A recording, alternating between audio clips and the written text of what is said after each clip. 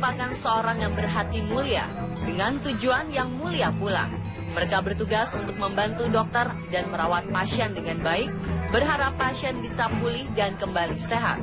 Namun apa jadinya jika suster perawat yang dipercaya bisa membantu pasien untuk sembuh, justru malah menjadi sosok yang mengerikan. Diam-diam mereka menjelma menjadi malaikat kematian bagi para pasien yang dirawatnya. Peristiwa mencengangkan tentang suster penebar maut ini terjadi di sebuah rumah sakit umum bernama Linz di Wiener, Austria. 4 orang suster perawat bernama Waltraud Wagner berusia 23 tahun, Maria Gruber berusia 19 tahun, Irene Laidolf berusia 21 tahun, dan Stefania Mayer berusia 43 tahun melakukan aksi pembunuhan terhadap pasien yang berada di Pavilion 5 Rumah Sakit Umum Linz. Pavilion 5 ini biasanya disediakan untuk pasien dengan kasus penyakit yang berat, umumnya telah berusia 70-an tahun atau lebih tua. Peraturan rumah sakit mengharuskan pavilion ini selalu siap menerima pasien baru, bahkan ketika sudah penuh sekalipun. Akibatnya, tempat yang memiliki kapasitas maksimum 29 orang pasien ini menjadi terlalu penuh sesak hingga mencapai 40 orang pasien. Para suster perawat di Pavilion 5 ini pun merasa kewalahan dengan banyaknya pasien yang harus mereka rawat. Wagner lah yang pertama kali memiliki ide untuk melakukan pembunuhan.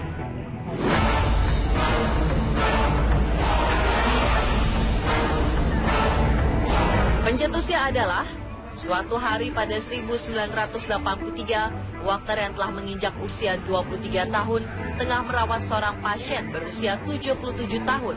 Tiba-tiba pasien yang tak diketahui namanya itu berbicara pada Wagner. Dengan suara yang sangat lemah, pasien itu meminta Wagner untuk mengakhiri penderitaannya. Wagner terkejut. Pasien itu meminta agar Wagner membunuhnya karena ia sudah tidak tahan dengan penderitaan sakit yang ia alami. Wagner terdiam dalam keraguan, namun pasien itu terus memaksanya. Dalam situasi itu, Wagner teringat belum lama ini ia sempat melihat seorang pasien paruh baya yang tampak sekarat tengah disuntikan obat penenang jenis Rohypnol yang telah dilarutkan oleh dokter untuk mengurangi rasa sakit yang dideritanya. Wagner mulai berpikir bahwa ia bisa saja ada pasien sekarat yang ada di depannya saat ini. Tapi bagaimana caranya? Sebagai perawat, tugas Wagner seharusnya terbatas pada pembersihan, memberi makan, dan membantu pasien. Soal memberi suntikan hanya boleh dilakukan dokter. Namun, ia pun teringat pada kejadian yang pernah ia alami sebelumnya, yakni ketika rekan-rekan perawat lain mentertawakannya karena tidak berani memberi suntikan ke pasien dengan alasan takut melanggar aturan. Padahal pelanggaran itu sudah lumrah dilakukan oleh perawat lain. Setelah hanyut dalam keraguan, Wagner akhirnya memutuskan untuk menuruti permintaan pasien itu. Segera ia menyuntikkan obat Rohypnol pada pasien yang sekarat itu dengan dosis 3 kali lipat. Tak butuh waktu lama hingga pasien tua itu menemui ajalnya.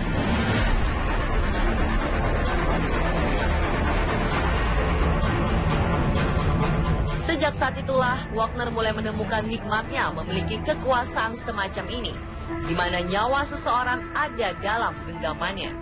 Tidak butuh waktu lama untuk merekrut kaki tangan bagi Wagner. Di antaranya adalah Maria Gruber berusia 19 tahun dengan senang hati bergabung, lalu ada Irene Laidolf berusia 21 tahun dan Stefania Mayer berusia 43 tahun. Secara tak langsung, Wagner berperan sebagai pemimpin malaikat kematian di Pavilion 5 dan mereka merencanakan pembunuhan sebagai sebuah kelompok. Wagner mulai mengajarkan 3 orang rekannya itu bagaimana cara memberikan suntikan mematikan.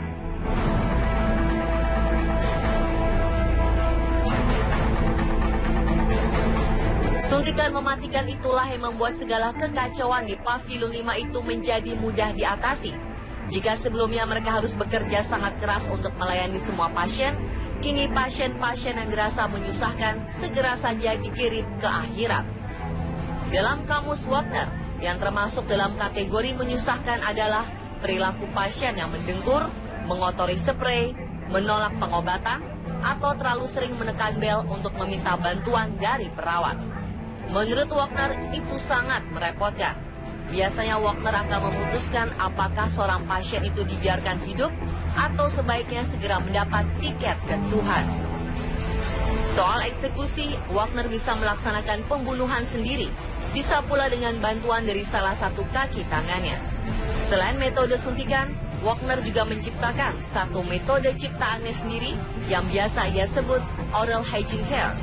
Metode ini ia lakukan dengan memasukkan air secara paksa ke dalam mulut pasien, sementara hidungnya ditutup dengan tangan. Orang biasanya akan berusaha menolak air masuk ke dalam mulut, maka air akan masuk ke paru-paru melalui tenggorokan. Cukup 20 hingga 60 menit hingga pasien meninggal. Itu adalah metode pembunuhan yang cukup sulit diketahui orang lain, karena kasus paru-paru basah merupakan hal lumrah bagi pasien dalam keadaan koma yang sudah cukup lama. Terutama pasien yang sudah lanjut usia, tapi tak terbayang penderitaan yang dialami pasien saat dibunuh dengan cara oral hygiene care itu. Sangat mengerikan.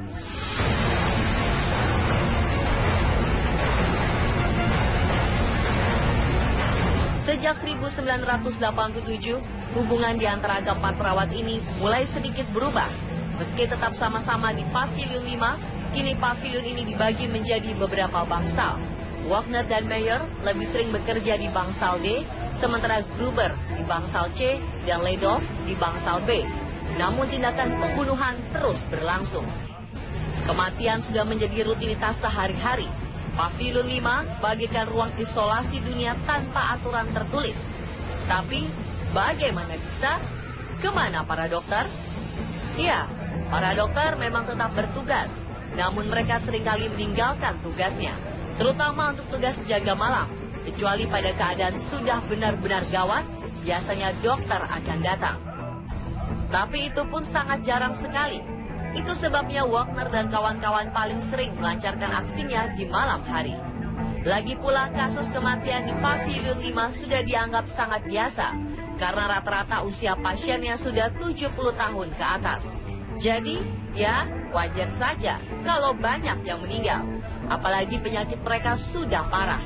Saking terbiasanya, catatan waktu dan penyebab kematian pun lebih banyak diserahkan kepada perawat dan tidak diperiksa lagi oleh dokter.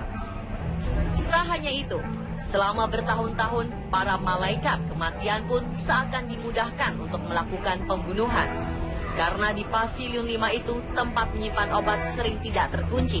Meski sekali dalam sebulan, kepala rumah sakit akan memeriksa data jumlah pemakaian obat yang dikonsumsi di seluruh departemen. Namun kasus pembunuhan ini tak juga tercium, karena jumlah pemakaian obat lebih sering tidak tercatat dengan rapi.